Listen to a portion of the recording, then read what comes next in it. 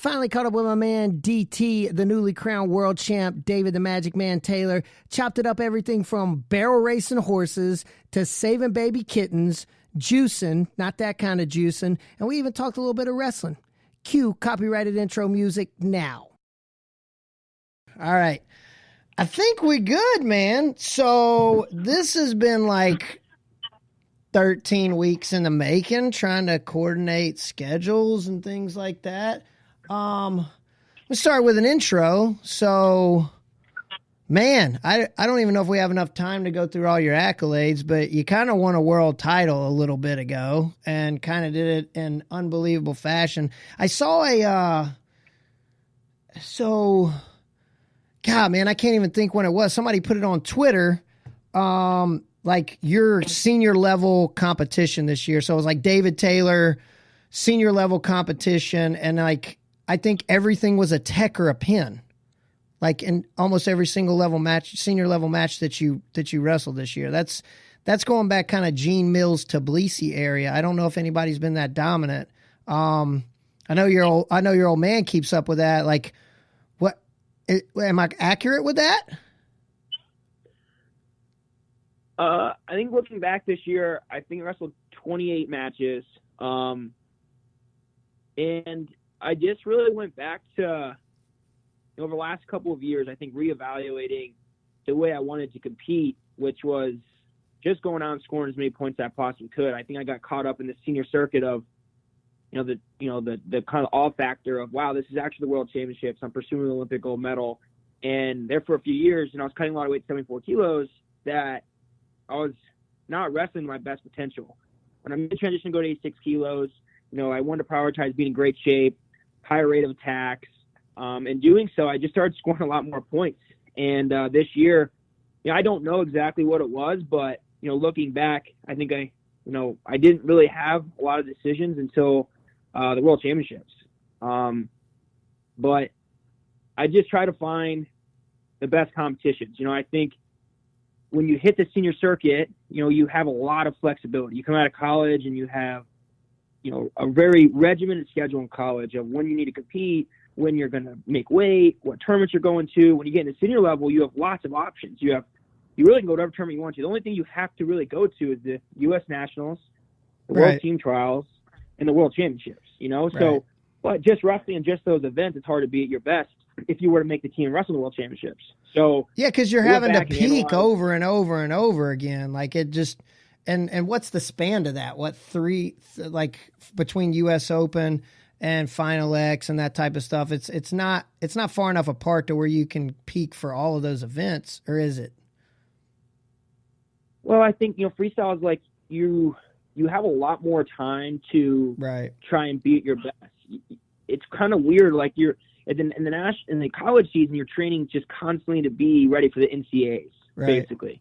Where internationally, you're wrestling if you go and try and find the best tournaments, you're basically wrestling the best guys in the world at those tournaments. And now with the depth that we're creating in the United States, many times we're wrestling the best guys in the world, in the United States, at these events. So, or training camp. I think it's a training camp. Yeah. I think it's a series of like kind of mini peaks, I guess. Right. But everyone's got their own training regimen and system and things that they believe in. Right now it's working because we're, as the United States, we're competing very well internationally. Just crushing everybody. As long as a super fan, I've been, and like, man, I want to backtrack a little bit. First off, I didn't even give you a proper intro. So I've been bugging you about being on the hustle.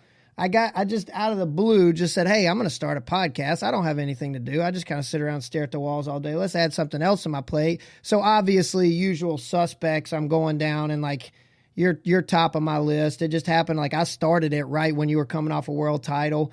Man. And going back to the days, like I met your dad at the Southern Scuffle so long ago before I even really met you.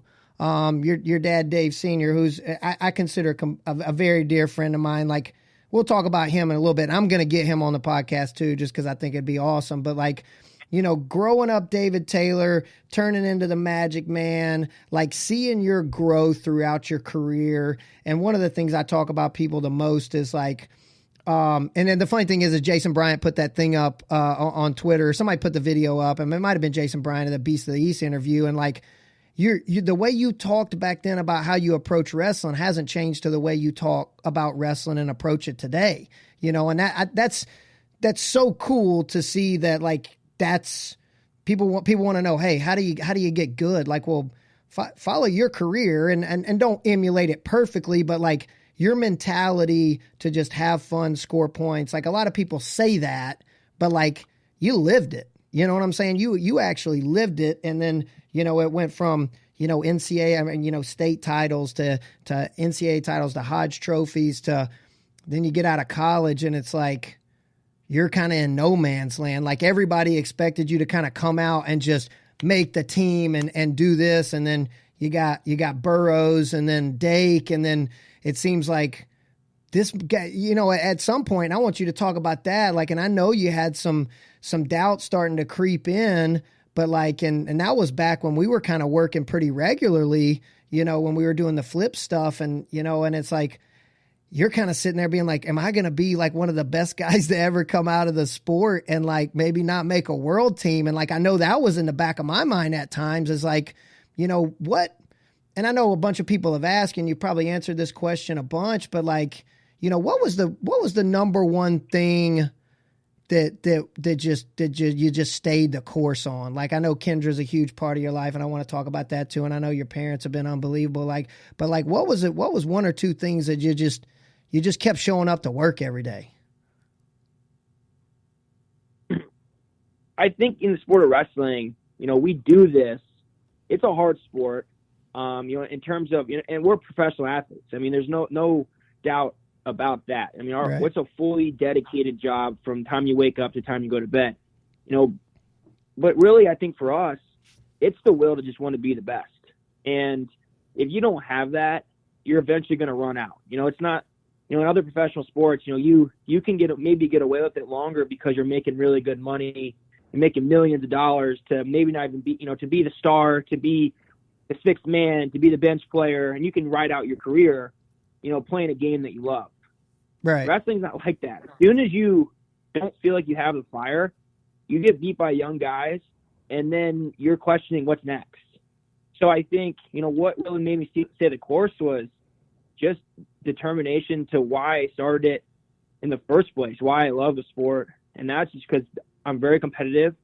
I love challenging myself. And I think I lost the fire for a little bit. You're right. And that's a hard thing to say as a competitor. Sure. But looking back, you know, I wasn't maybe 100% dialed into every single aspect. And, you know, when that 2016 time hit, which I think for a long time I thought that was kind of the exit point for me. And I hadn't made a world team. I hadn't made an Olympic team. I hadn't achieved the things I wanted to at that stage. You know, it was time to, okay, we really need to dial in. And where can I evaluate? Where can I get better? And I really took a big analyzation of my wrestling career and everything that I was doing and realized, hey, I still need to get a lot better. Right. And I think when I made that decision, things just started clicking. I put more ownership in my competition schedule, more ownership in my diet and nutrition. You know, seeking out Sam Calvita in the training lab was a career-changing relationship for me. Seems like that's being a career-changing relationship for a lot of guys right now, man. I see some of the who's who of not just wrestling, but MMA and some other sports down there, and like it's just crazy what that guy is doing literally in a garage. It's not like a cliche name of a place. Like it's literally a garage. It's crazy. Yeah. And I think, you know, I've just been very, very fortunate to have a lot of great mentors that have always been there along my side through the thick and the thin and the good times and the bad times. You know, the coaches that I have here are like family to me, you know, and the training lab has become family, you know, and that's the way they treat it. So right. You know, kind of looking back, it's just that inner circle people. And, there was a lot of doubts, you know, there for a little while, but, you know, once it started rolling, I realized things that I really need to focus on and fix. I wanted to go challenge myself with every best guy. And that's the way I look at it now. You know, I think internationally people joke that I'm old because I'm 28, but to me, funny. I'm just getting, you know, I feel young, you know, I feel right. like I kind of almost wasted those first couple of years trying to figure out what weight I was going to go and how dedicated I was going to be to trying to be the best in the world. Right. Now I feel like I know what it takes to be the best in the world, and knowing that, I think I have a lot of time left, which is exciting. So there wasn't like a moment, like a practice, or Casey just grabbed you and sat you down, or like a conversation or something that was just like a from this point forward things are going to change, or was it just kind of like a gradual? Okay, well, I know I haven't been doing everything that I needed to do in the right manner, in the right fashion, or I need to go seek something different, and it just kind of gradually built, or was there like an initial spark or like epiphany you had that was like, I got to make some changes. They start tomorrow morning at 7 a.m. It's hard to look back. I talk a lot. I've kind of adopted this mentality of just what the mindset it takes, to be where I'm at. And I think for a long time, I've always been, like I said, ultra competitive. And I've always had to work towards what I want to do. I've always been wanting to be a dominant wrestler, and I worked to be a dominant wrestler. But I think there were a lot of things I could have done to become a better wrestler. And I was really dominant doing things I was comfortable doing. Right. And to be, to make that next level and beat those, I could be dominant, but maybe at times I struggled to beat a few guys that I needed to just beat. And I think looking down was just the mentality, okay, well, I need to be able to be complete in every aspect. And I don't really know when that kind of clicked or what made me decide that, but I think just really understanding that, to win a world championship, it's not going to be easy. It's going to be really hard. I'm going to have to fight through a lot of adversity and tough matches. What? We got some carolers. I sent them over just to get the holiday spirit going. But like, I mean, and you say that I got to deal with some adversity, and then boom, right out of the blocks, like you got Yazdani. Like it couldn't have, like my stomach sank. I was just like, all right, is what it is. You got to beat him eventually, man. And like it was perfect up until the point where the feed didn't work, and then I started losing my mind when the feed went down. But I mean, I remember this. What weight did you wrestle your freshman year at Fargo? Was it like 98 or something, like tiny? 91. Yeah. So I had just gotten back into the sport of wrestling. I'd finished college, and I was just kind of working, and I got wrangled back into being on one of the Fargo coaching teams. And I remember walking over to the Fargo Dome, and a buddy of mine, Kyle Vick, you're walking in front of us with some other Ohio guys from the dorms, and he pointed at him. He's like, you see that? He was like, there's David Taylor. He's like, he's the best kid in this tournament. And I'm like looking, like you're not walking with like a bunch of other bigger guys too. And I'm just like looking, I'm just like, who are you talking about? Like he was like that kid in the, like it was like a red backpack or something. He was like, that kid right there in the red backpack. I was like, that kid? And he was like, yeah, that kid's a freaking hammer. And I'm just like, okay, take your word for it. And then like, like looking back on that, and just like you were so small and just didn't look the part at physically, you know what I'm saying? You weren't this like big, like physically athletic, like whatever. And then like, to watch the progression from there to now, and just the life that you grew up with like the Stiebers and the Adamsons and all about that, like in the opportunities that your dad provided for you. I know some days it didn't seem like he was providing. Some days it seems like he was just kind of like dropping you off from a helicopter in the middle of, a battle zone. But like, talk a little bit about that, because I think a lot of people don't know a lot of that. They know the Stiebers and the Palmers and Adamsons and all those guys were like good, but like a lot of people don't know, other than like Ohio guys and stuff like that, the landscape of like what you guys did on a regular basis as a group and how tough that group was. Yeah, it was. And who all was in it? It's funny. I was just back with my dad for my birthday, and my wife. My wife and I have these conversations all the time. Amazing how many wrestling conversations we have. Most of them are me just talking, her listening. But I just going back, because that's just my childhood. Like people said, what did you do as a kid? Well, I didn't really go do things that most kids did. My trips were wrestling based always. Right, so right. That group of kids specifically, I think it's hard to look back and remember every single kid that was in it. But I mean, if you were a youth wrestler now and you were like, looked around, you're like, okay, who are the absolute best kids in the country that are 1 or 2 weight classes above and below where you're at? And not only good kids, but kids that are like tough and mean, right? And dads are crazy and they want their kid to be the absolute best prime alpha dog. And you put all those people in a room, all those personalities, the kids and the dads, and we used to call them like headbangers ball is what it was called. Right. And basically it was just dads running practice with like 30 psychos, and just what kid could go the longest without crying. I think every kid cried in every practice, but I look back on it and sure, we were all really tough, but as the years went on, that group became 30 to 28 to 25 to 22, 15 to 10. And as you go up, fewer and fewer could continue going. And whether it was injuries or just being burnt out or, whatever it is, I mean, that's just the kind of the reality of the situation. But, looking back, it was such an elite group of kids. We had this club, it was called the Bad Boys Club. We had this black single with like gold writing, and we would just clean up, wherever we went because we couldn't much win every weight class, like in a row for a while. It was basically but it was an all-star team, but it was an all-star team that got together pretty frequently. And, but it was a pretty elite group of kids. And, it was kind of like, you just didn't want to be the kid that got beat that practice. You didn't want to be the kid that didn't do well that practice because then you had to think about it until the next practice and you couldn't redeem yourself to the next one, but you knew the next practice was going to be probably harder than the last practice. So it just, we were all pretty talented and we were all just really tough. And, I don't know. I mean, it's hard, now that I have a club and I go through that, I look back and I'm like, you know what? That isn't the way. Like, it worked for me. Right. But I don't believe that's the right way, considering that basically Logan and I are the two that made it out of that group. I mean, the kids that were in there, if you look back, I mean, Logan and I weren't even the best kids back then. Right.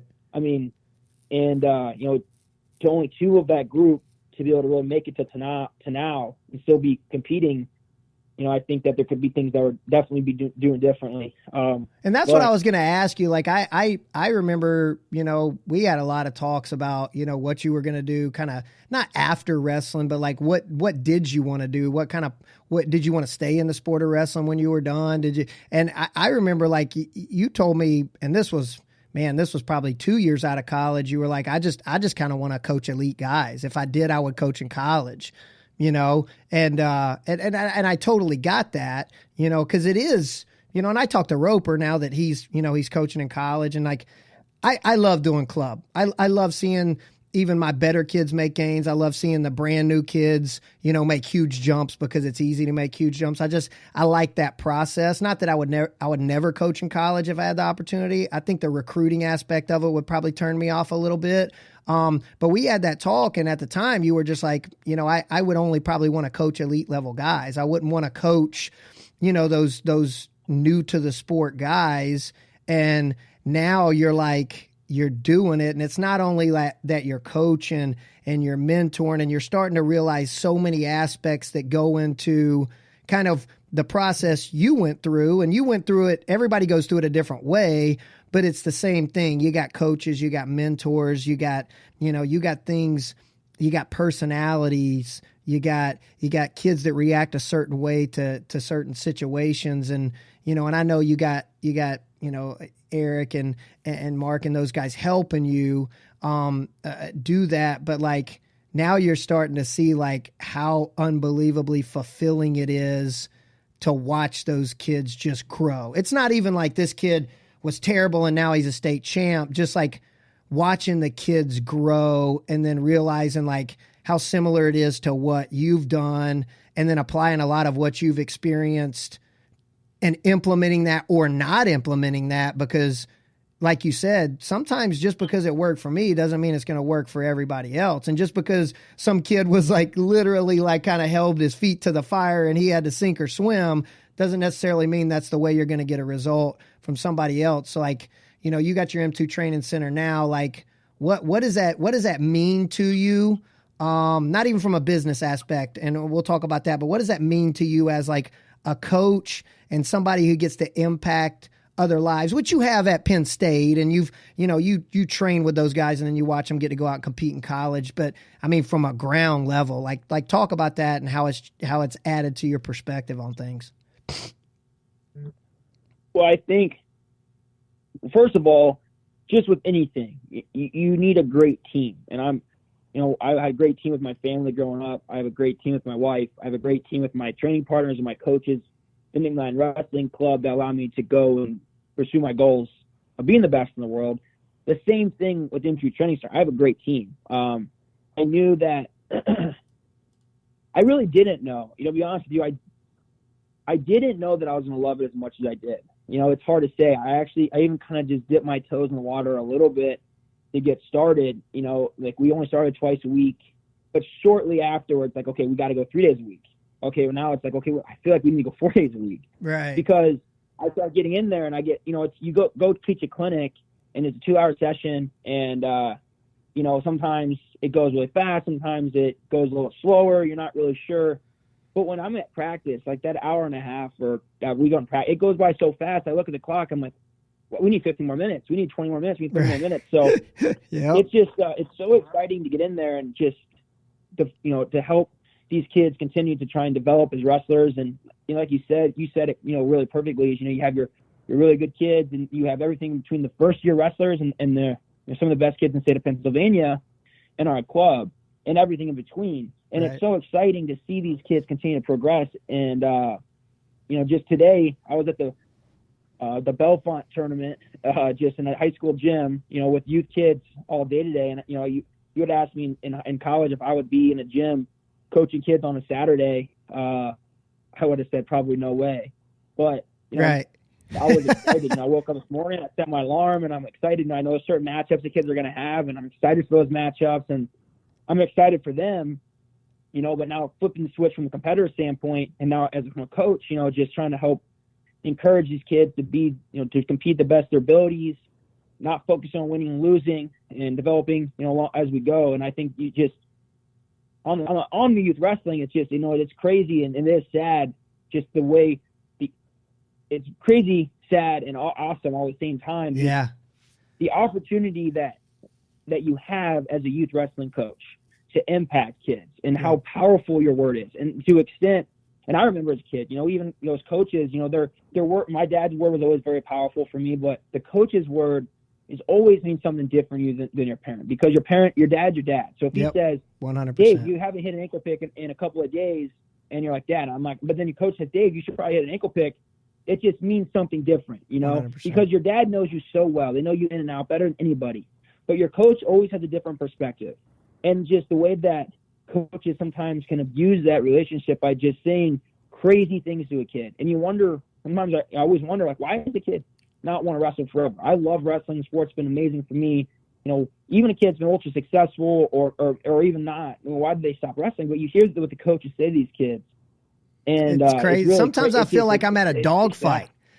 Sometimes like I don't know if it was Tulsa or we were somewhere, and me and Roper kind of standing on the rail and waiting for one of our guys to come up, and he was like, I feel like I'm at a dog fight right now. And I'm like, what?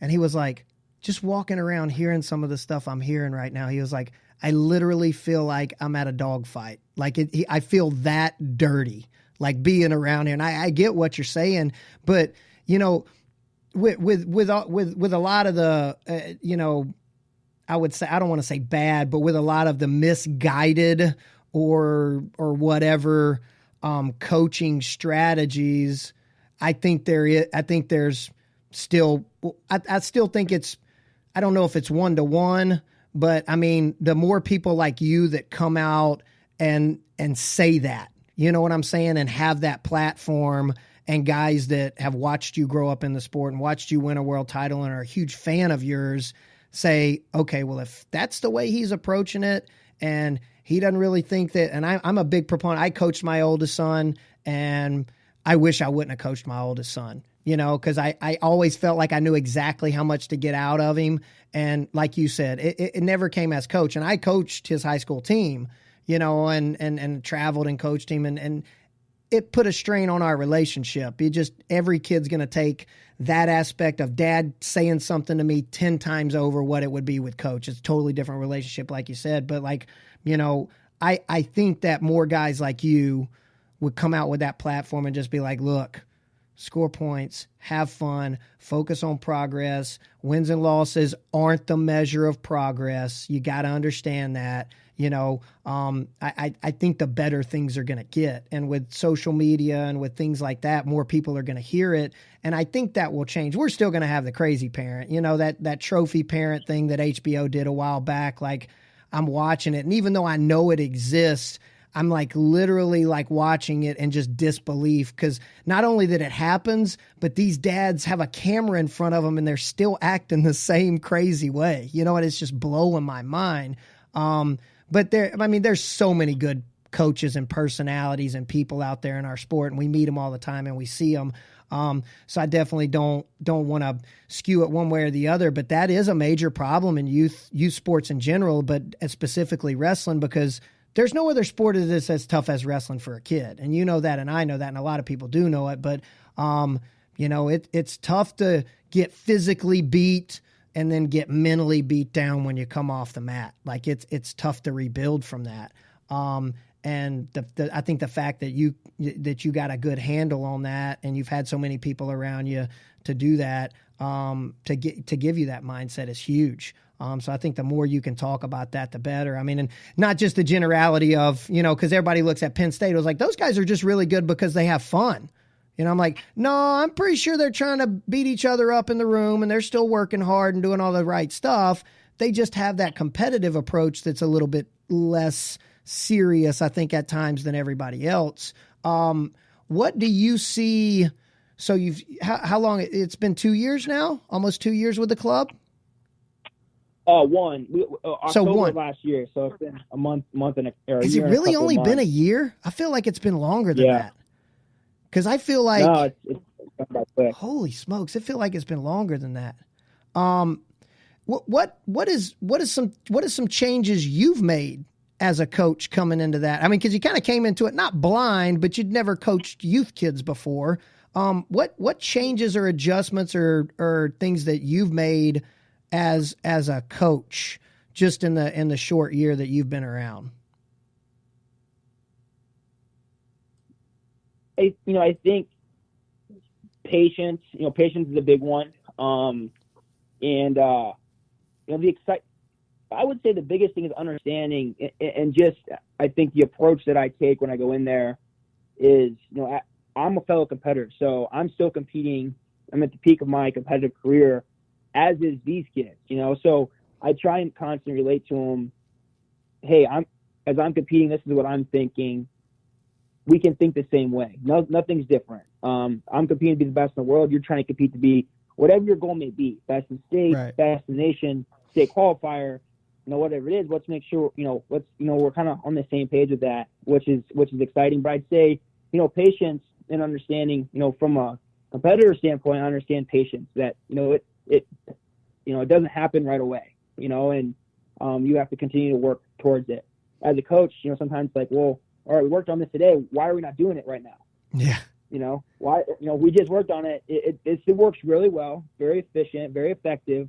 Why are we not doing it? But then remember back as a competitor and understanding like, well, as a competitor, it's hard to make changes that quickly. Right. They do come over time. So I think that, is probably the biggest one in understanding just the excitement, but that's also as much excitement. Okay, well, we're going Sunday, Mondays, and Wednesdays.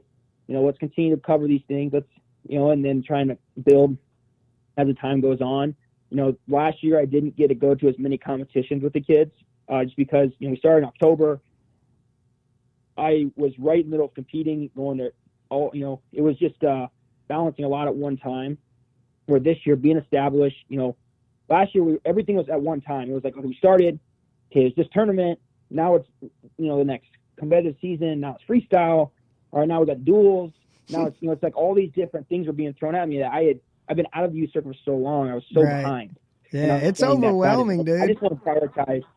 Like, let's just try and be the best wrestlers we can be. Well, when we be the best wrestlers, we got to go to these tournaments. We got to do these things, which is stuff. Now this year, having an understanding, I've been through it for a year, having a more of a plan. So I've been able to make more events this year. I was able to plan my competition schedule around going to the events so I can be there to help evaluate as much as possible and see what's working, what's not working, how can we continue to improve.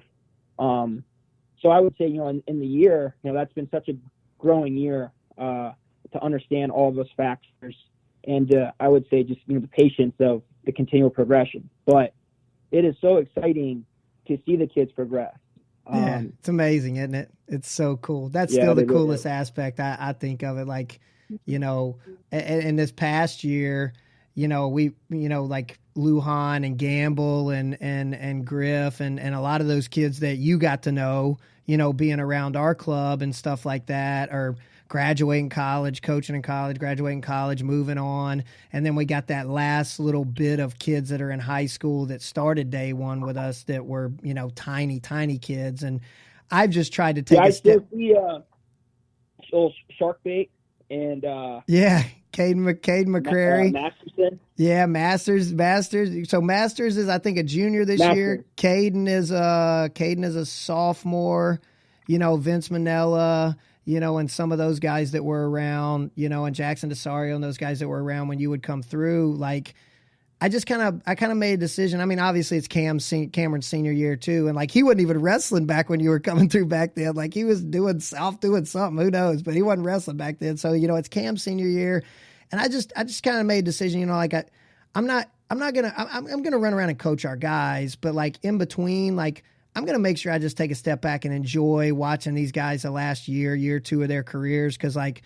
Our gym's 11 plus years old now. So like I've literally been with these kids for over a decade. Like some of these kids I've spent a decade of their life, which is more than half of the time they've been on this planet, like in a wrestling room or in a gym or talking to them in a hallway, with them crying or, excited, jumping up, high-fiving their parents after they've done something great at a state tournament or national tournament. And it's like, I wanted to make sure that I appreciated that and didn't just keep my head down and what's next, and that's started to boil over into my business too, is like, sometimes I just need to take a step back and just appreciate, the growth and the situation I'm in. And that kind of fuels the fire to do it even more, and that'll happen to you. And it's already starting to happen just in year one. But to me, like I'll never, I'll never be bored. And there's some days that are hectic and it's like, God, dude, practice. I wish I had one more hour before practice. But like once warm-ups start, man, it's like, God, I got the coolest job on the planet. You know what I'm saying? But who all is on staff there? Who all's on staff there with you guys, with you right now? So Mark McKnight is one of the coaches. Eric Thompson is our other coach. There are two main coaches that are, I'm sorry? I said I love Eric, man. He's so awesome. Yeah, Eric's awesome. We were both competing together in the non-wrestling club when we kind of first started on the scene. We go back for a while.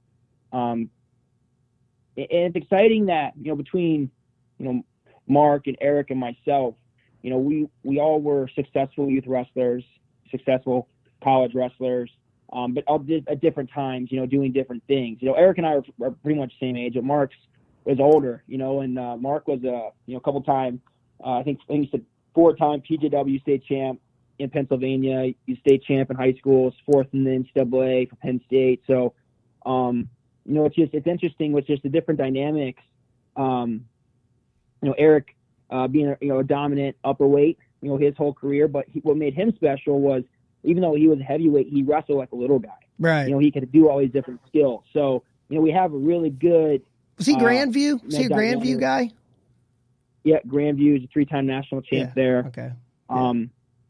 So it is exciting, and it's awesome that I knew that in order to get this started, that there was going to be times still going to be competing where I was going to be gone, and I had to have people that, I could trust, and also that I knew the kids would be in good hands. And Mark and Eric do a really, really good job.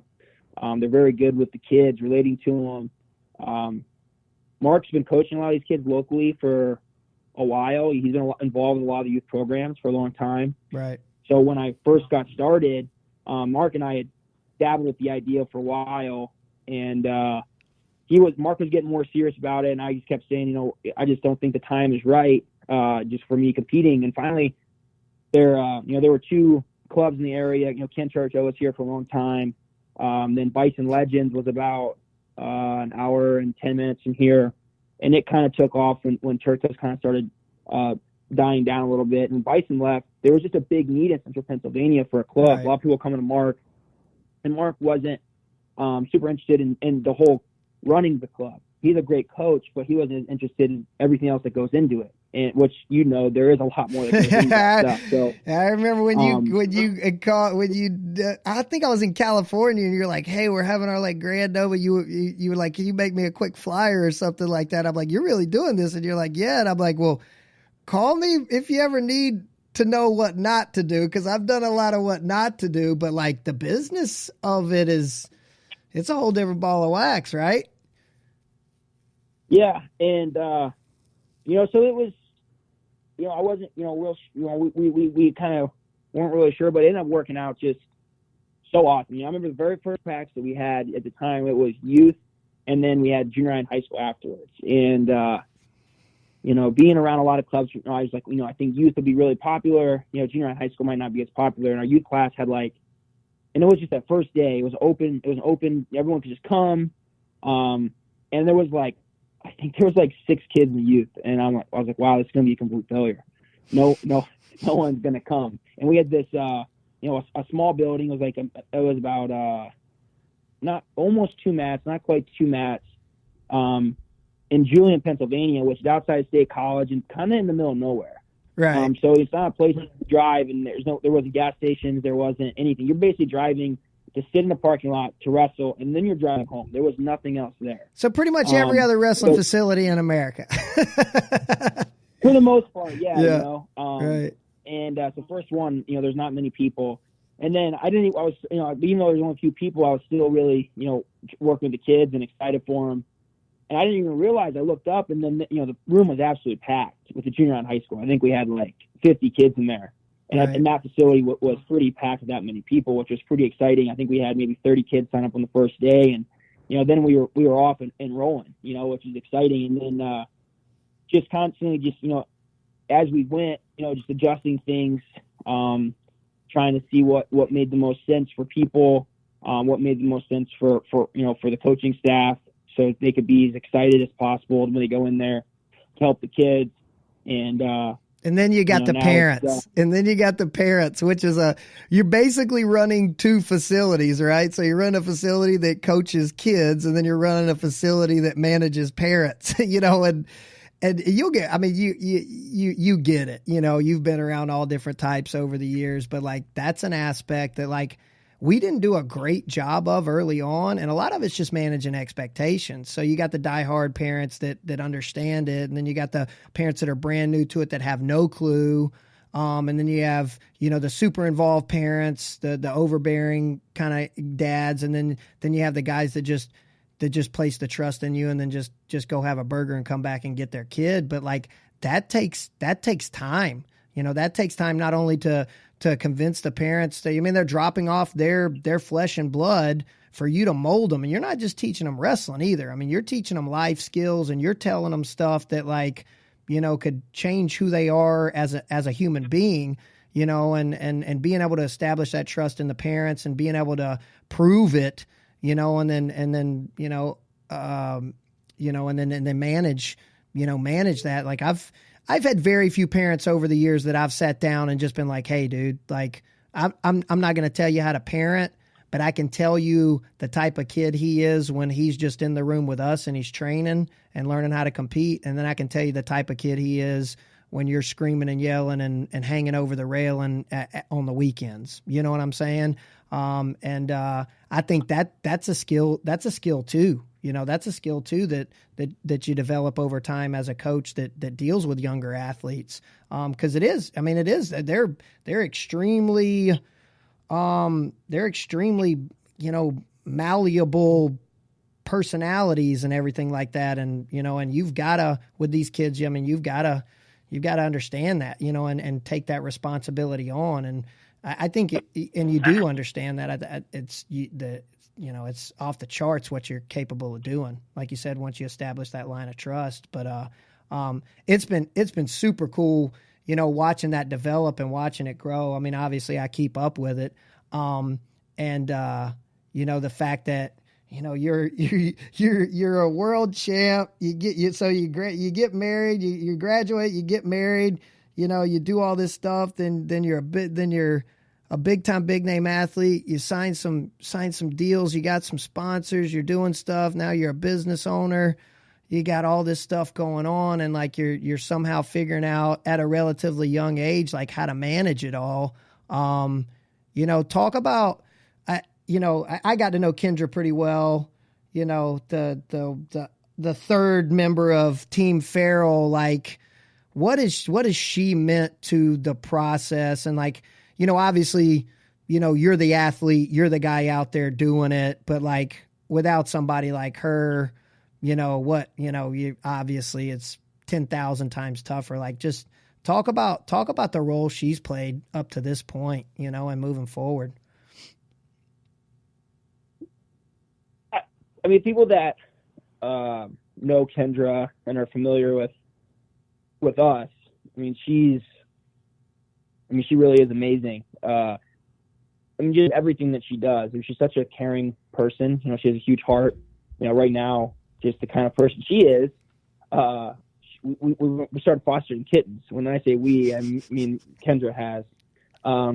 She's like, we have, like, at times we've had like a dozen kittens, like newborn, like people put them in the dumpster, and they drop them off at Paws. Paws cost Kendra.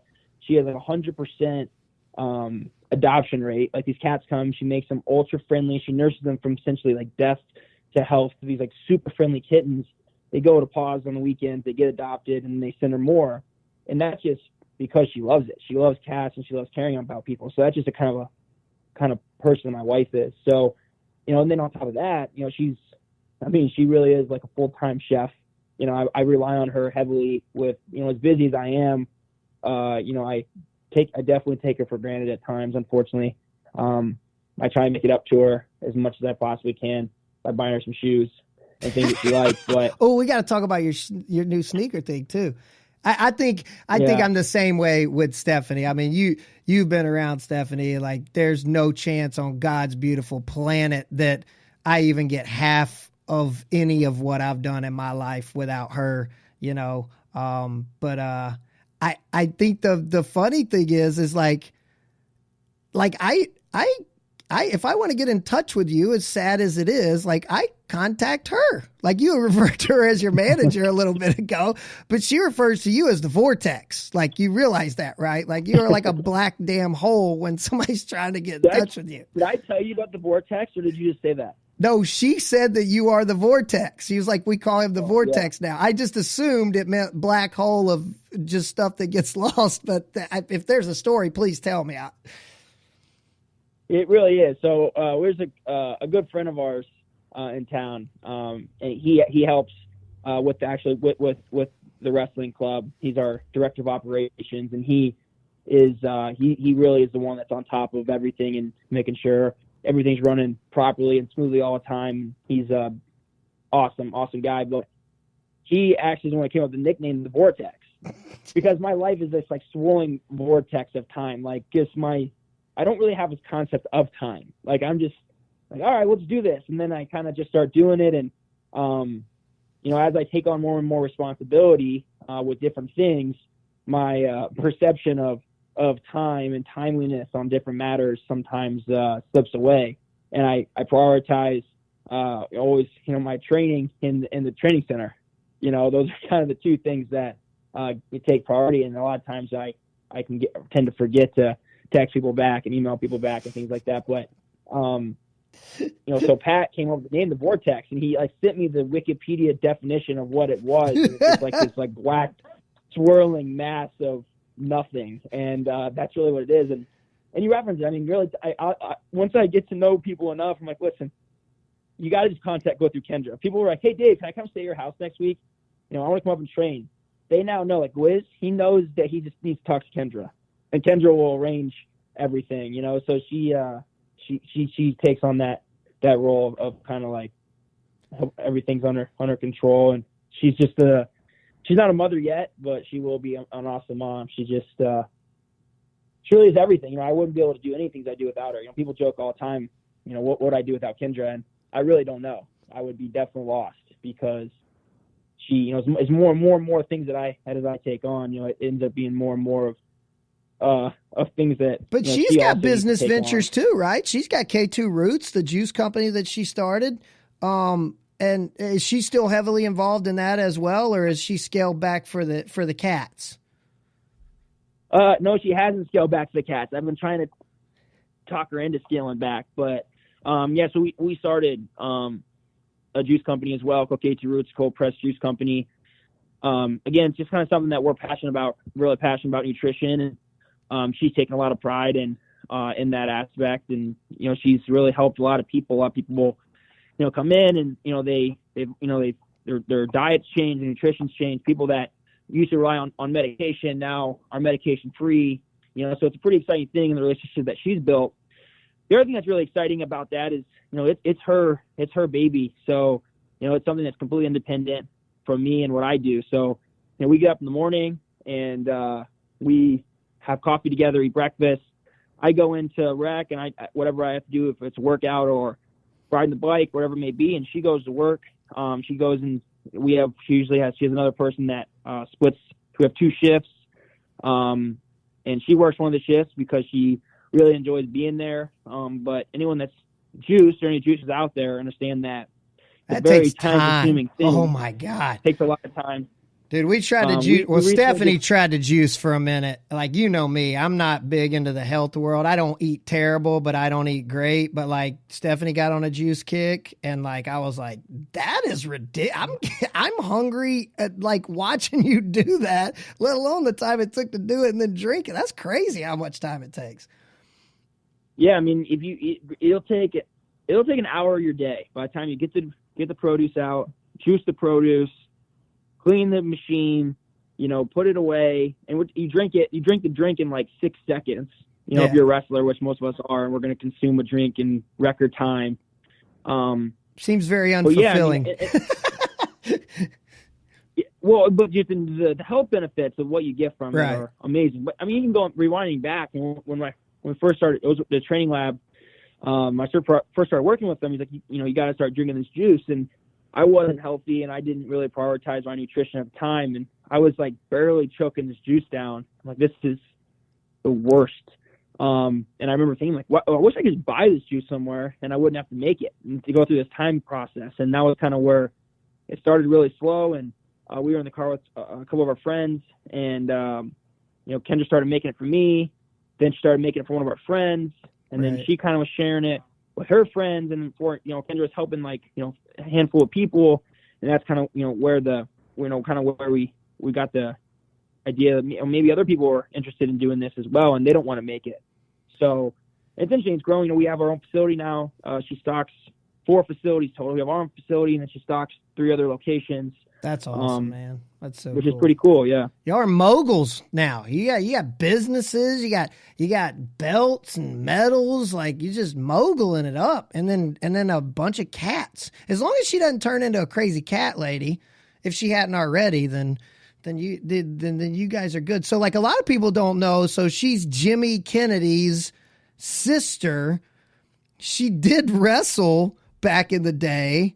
There's a rumor she has a win over Tony Ramos, even if that's a lie, I'm still going to put it out there and just make up stuff. I don't think it's a rumor. I don't know if there's video proof out there, but we might have to get Tony on here. Gosh, Tony, but I'm not sure, but he lost to a girl, man. Even though I'm not sure. Yeah. Kendra was jacked. Is she still jacked? Like, she was pretty jacked at one point. She's still jacked? Yeah, she's a beast. I mean, well, you know, she jokes all the time, so I've become really good friends with both of her brothers. And she's like, you know, sometimes I wonder if you married me for my family genetics, or you know, or my brother, or what's the case, because, you know, not too often, you know, I become really good friends. You know, Jimmy was the best man at my wedding, right? Where, you know, people get along with, you know, their in-laws, or you know, brother-in-laws and things like that as well as I do. But no, we're one day when we do have a child, I think they're going to be pretty good athletes. You know, because she's that's Steffi Graf, Andre Agassi level stuff right there. That's Steffi Graf, Andre Agassi stuff right there. It could be, yeah, or they could be, you know, maybe just like love reading books and stuff too. So I'm not really sure. Or just take over the cat business. You never know. They might just take over. So I know Jimmy halfway well, but Jimmy almost killed me one time, and you saved my life. Do you remember that? Was that when you were carrying that big check at Beat the Streets? No, I was a cab driver. No, that I think your mom almost saved my life then. Jimmy almost killed me at that poker game that night. Cause like I was playing so reckless and I got him on a terrible beat, and I hadn't really chirped too much, and I started chirping. And so it's like you, then Jimmy, then me. And then I took him to the cleaners on like he had a bad beat. I should have never been in that hand. And I kind of was chirping a little bit. And I see you lean back behind Jimmy, and you just kind of look at me and like shake your head like, nah, dog, just shut up. And I could just see Jimmy like, yeah, I think you were like, you think you had 7 deuce on a rainbow flop. Flop and hit like a backdoor flush. I did not. It wasn't that bad. I was playing. At least you were suited. I think you had 7 deuce of spades, rainbow flop, and went runner, spade. You flipped them over, and you said, I have 5 of the same cards. Oh, Jimmy's man. like, oh, you mean you have a flush? Yeah, I think that's what I have. Oh man, I after the fact, like I felt bad that I like played that reckless that night. Oh man, but you saved my life. If I would have kept talking after that, he might have just thrown me out the window of that beach house. That would have been tragic. But so you mentioned shoes earlier. How deep are you into the sneaker game now? That intrigues me. We haven't talked a lot about sneakers. I remember you posted some on your IG a long time ago of like a local plug that you have, and I was like, man, be careful. That can get out of control quick. Like I'm way out of control, but like Cam takes half my stuff now, which pisses me off. But like, so are you deep in the sneaker game now or no? No. I always wanted a pair of Yeezys. Like, just I've always wanted. I probably missed a dozen drops since dating back to when I was in college. I think one time it was a tournament. I don't know if I think it was the Olympic trials actually, and there was a drop, and I had like Kendra, myself, like everyone that I had like 12 people like had like names in the bucket. You know I don't know how those work. The raffles, yeah. If you're on it at noon and they like raffle your name.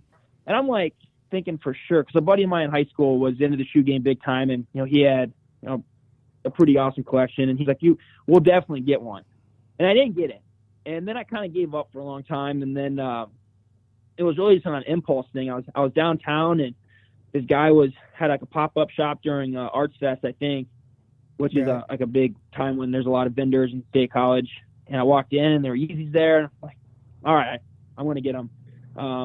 And I got like another pair of shoes as well, a pair of Pharrells, but that was really kind of the end of it. I'm not good at taking super good care of them, and then there's certain things, and I'm with this with all kinds of things, whether it's jeans or shirts or whatever. If it's something I perceive as something I like and it's nice, I don't ever want to wear it. Like there's certain there's certain scrap life like hoodies that I have that I won't wear because I perceive it as like nice. I'm like, I don't want to get this dirty, but then I'm like, well.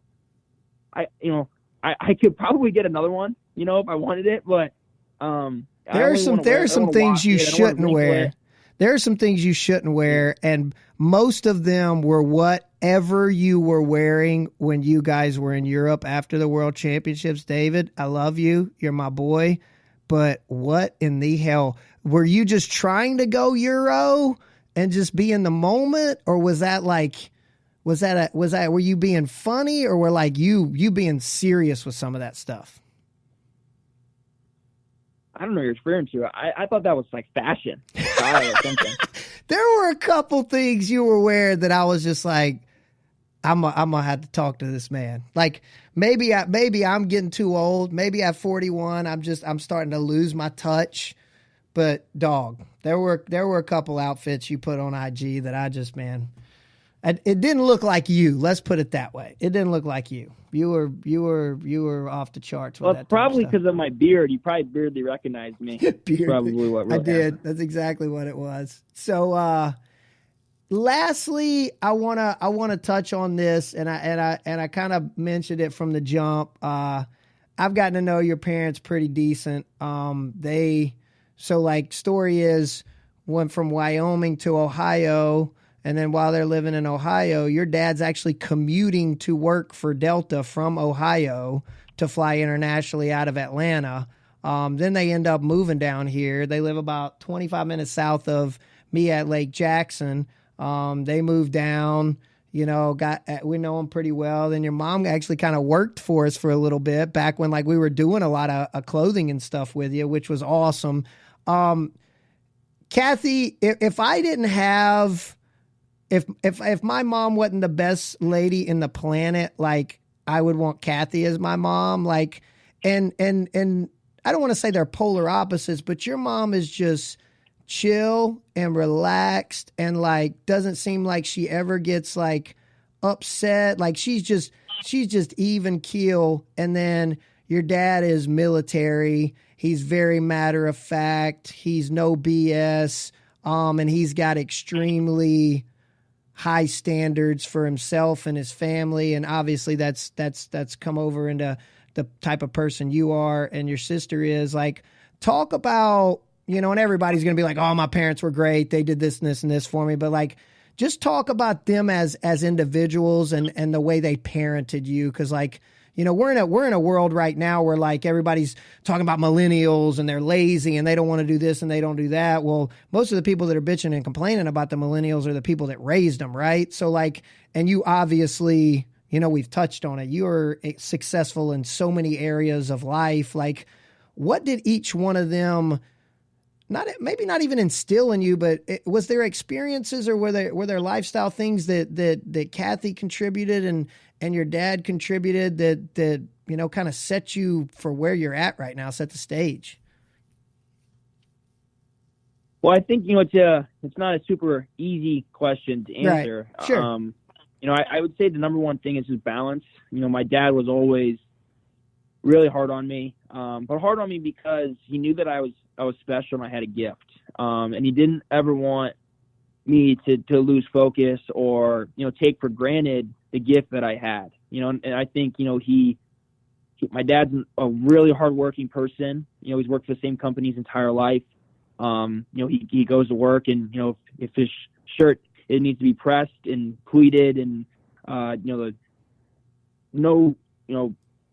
everything by the book. He's going to represent the company and do everything that he can, the best of his ability every single day.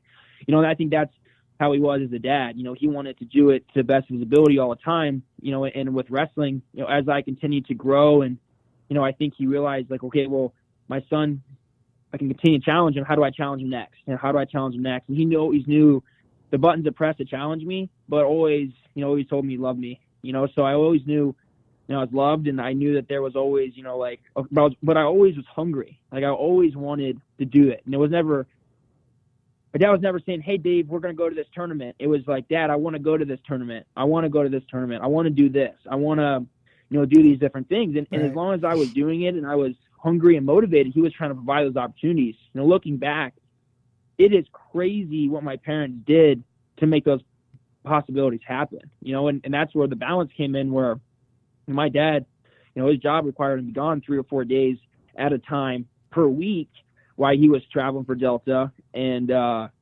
then it fell on my mom. So in do all those things, it might have been, okay, we need to drive 2 hours one way down to Utah to wrestle one person, and then, drive 2 hours back, and then help my sister, go and do what she was doing. And then it was running doing this. So my mom was constantly in the car, driving around, trying to fulfill the most that she could to help us with those things as well. So, I mean, that's where the balance kind of was in there. And also the balance between my dad was really hard on me, and my mom, I was always kind of a mama's boy, right. I love my mom, and I always had a really strong relationship with her as well. So, and it ain't like your sister's a slouch either. Your sister was like a big time barrel racer. Now she's a full blown pilot, and continues to get more and more certifications, kind of following your dad's footsteps. So it wasn't like they were just dragging you around the country, getting you better at wrestling, and she was just kind of chilling off to the side, in a coloring book. She was developing, a whole skill set and following some dreams of her own too. So that's huge. I mean, usually, there's successful families, but usually it's kind of skewed. And you talk about that balance, man. That's awesome. You know what I'm saying? That's kind of cool to see, the success your sisters had. The more I got to know you guys, and the success your sister had barrel racing, and then, she went to Ohio State, right?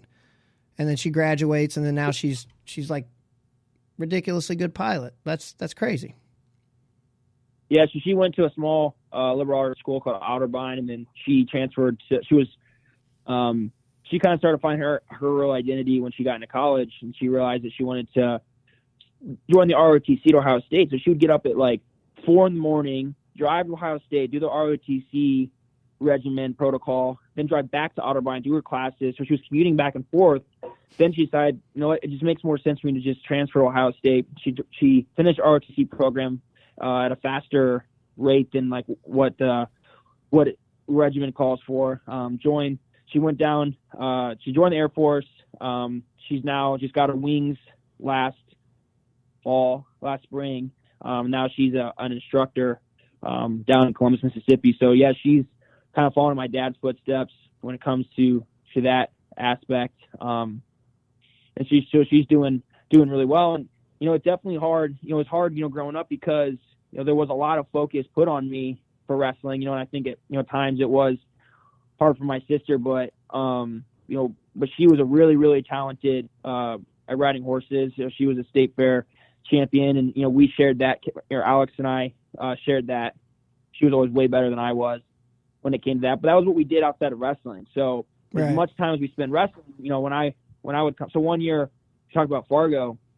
So I would wrestle, and when I wasn't wrestling, I was riding horses. And also, I knew that if I wrestled more, I wouldn't have to do work on our farm. So that was also a trade-off. So I knew if I was riding horses or wrestling, funny. I wouldn't have to do as much work outside. So I realized that pretty quickly. My dad always had a soft spot when it came to those two things. So that's funny. I was riding all summer, getting ready for the state fair. So I went to Fargo. I think that was the year I wrestled 91 or 98, one of those first 2 years I went. And Alex kept riding my horses while I was gone to help prepare. So the day I got home from Fargo, we went to the state fair, and we both competed at the state fair right after that. So, it was pretty cool. That was something that we always shared. She was super gifted with horses. She always could just had a really, really awesome talent when it came to that. Just gift of just being around him, and her horsemanship was really special. So it's called horsemanship. That's a term? Horsemanship. Yeah. Oh, wow. It is. It's just kind of being around them, just horsemanship. Just, when you're riding them, they can sense if you're anxious or scared or whatever. I have terrible horsemanship. I'm terrified of horses. I would imagine. Yeah. Terrified of horses. Yeah. And they notice, they can feel that when you're around them. And we spent so much time with them that we could stand up on them and do flips off them and roll around and jump back and forth, stand on them. What was your horse's name? What was your horse's name?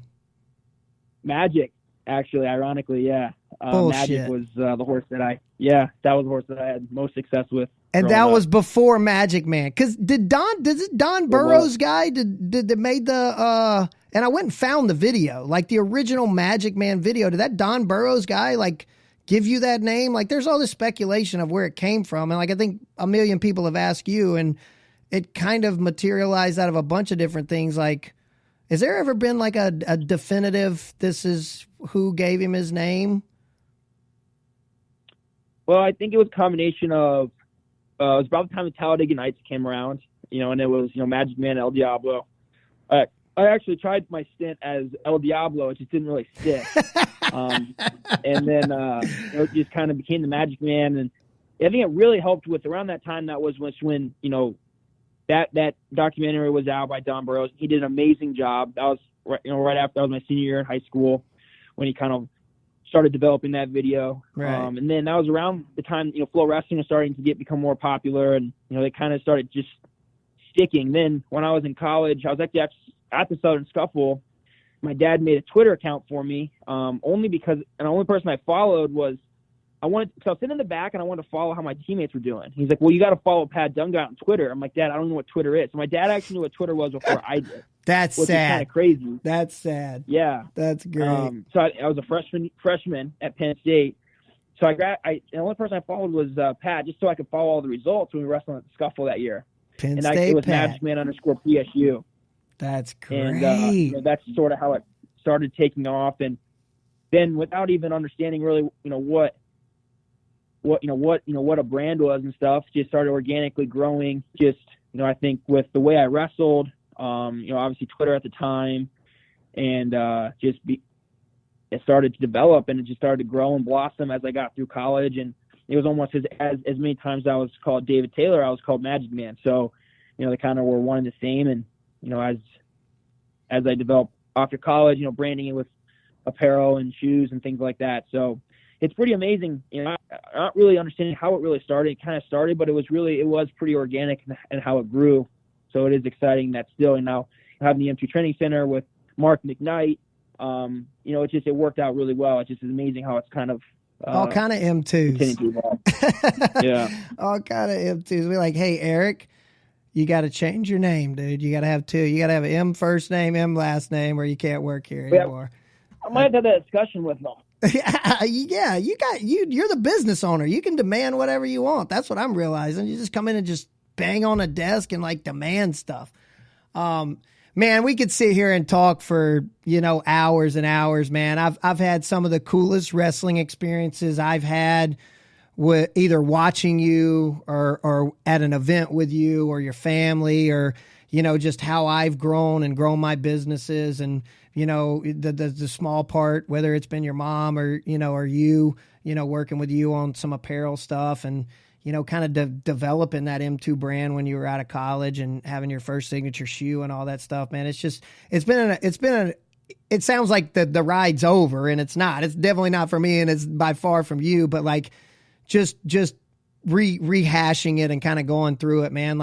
Stuff like that, the older I get, and I'm only halfway done. I'll probably live to be 125, I'm guessing. But just reflecting on stuff like that and just seeing the growth and the impact and the experiences, man, has been pretty doggone cool. And you've known for a long time, even when me and Roper were doing the previews, man, we've been a huge fan of not just who you are and how you wrestle, but how you've always carried yourself and interacted with your fans. And I've seen you interact with your fans after some of your most crushing defeats. And it's no different than how you've interacted with your fans right after some of your biggest wins. And I think that gets lost a lot of time on how we judge people in our sport or any sport based off wins and losses or how good they are at something. And I think part of the fan base and success and karma or whatever you want to call it you've had, and you ain't perfect by any stretch, and you know it, and I'm not trying to put you on a pedestal, but part of the reason why you've had the level of success you've had across the board with everything you've done is you've been a genuine cat, and I think the more you continue to implement that with your kids and implement that with your training partners and things like that, man, I think it's just going to continue to be kind of the organic way Magicman has grown. Your persona and how you got there is going to be organic as well, and that's going to pave the way for a lot of kids to follow that blueprint. Whether it's owning their own gym or being a coach or trying to be a world champ or just trying to be an entertaining athlete. and whatever they're doing. So, from the bottom of my heart, man, I really appreciate you being you. I appreciate the relationship that I've been able to have with you and Kendra and the people that's opened me up to, and your mom and your dad. And it's been fun watching unfold, man. It really has been. Well, I appreciate it. It's definitely been a really fun journey to this point. I just been ultra fortunate to have really good mentors and role models along the way that have helped me, and obviously continue to make mistakes. But from the mistakes, continue to learn. So I definitely will continue to try and make mistakes so I can keep getting better in all aspects. But it's been a really fun journey. So I appreciate it. I appreciate you having me on today, and look forward to what the future has. Amen, brother. Well, we'll definitely run it back a couple more times. I know you got the itch to do a podcast as well, so I'm going to try to help you get set up with that and at least steer you in the right direction if you're going to do it. Man, who knows? But I appreciate you being on, man, and take care. Tell the family I said, hey, I hope you have a great holiday, brother. All right. Thanks, Cliff. Thanks again for tuning in to The Hustle. Don't forget to like, comment, subscribe, share with other like-minded folks, and keep tuning back in. We'll keep giving you some awesome episodes. Take care.